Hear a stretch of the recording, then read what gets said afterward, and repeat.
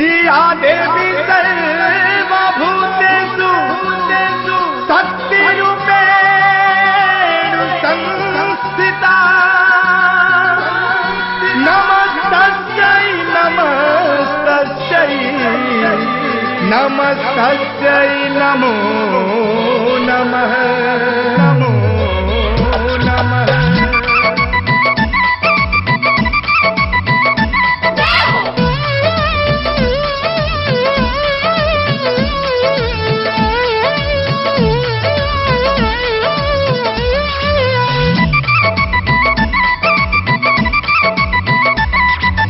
चलू रे माई देख ले ना देख ले होई भी ऐसन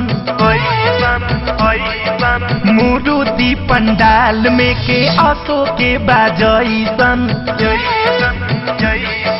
चलू रे माई देख ले ना देख ले होई भी ऐसन मुरुति पंडाल में के असो के बाजैसन। पड़ल सचहू के होखे रे परान मूर्तिया लागे बोल दी पड़ल सचहू के होखे रे परान मूर्तिया लागे बोल दी।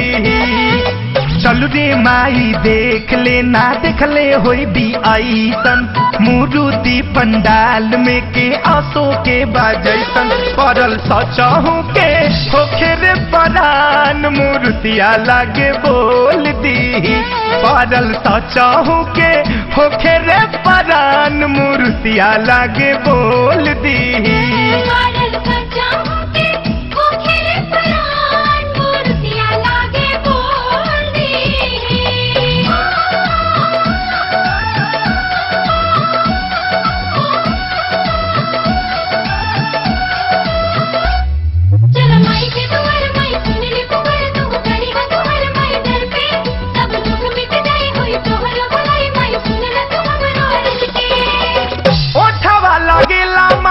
अपना तब हंसली अखिया त लागे जैसे कदम बाया साली हो ओठवा लगेला माई के अपना तब हंसली अखिया त लागे जैसे एक कदम बाया साली अखिया त लागे जैसे एक कदम बाया साली। माई देखा तारी जैसे देखे ध्यान मूर्तिया लागे बोल दी।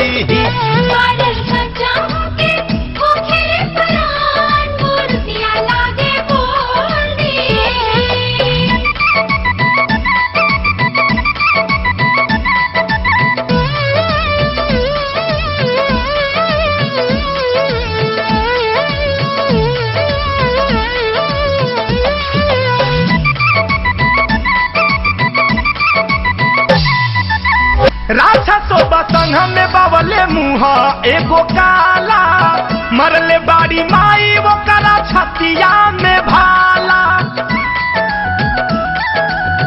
राक्षसो बसंग में बवले मुँह एगो काला मरले बाड़ी माई वो करा छतिया में भाला मरले बाड़ी माई वो करा छतिया में भाला। ओकर आँखिए में अटकल बजान मूर्तिया लागे बोल दी।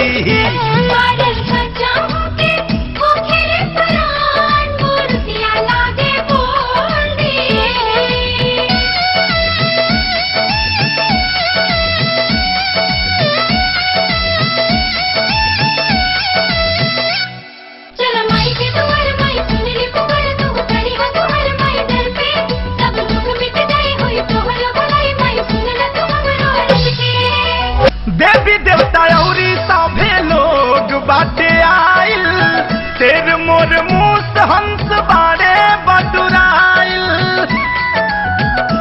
हो देवी देवता औरी सभे लोग बाटे आइल तेर मोर मूस हंस बारे बटुराइल तेर मोर मूस हंस बारे बटुराइल।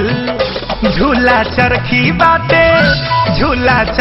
बाटे बहुत दुकान मूर्तिया लागे बोल दी।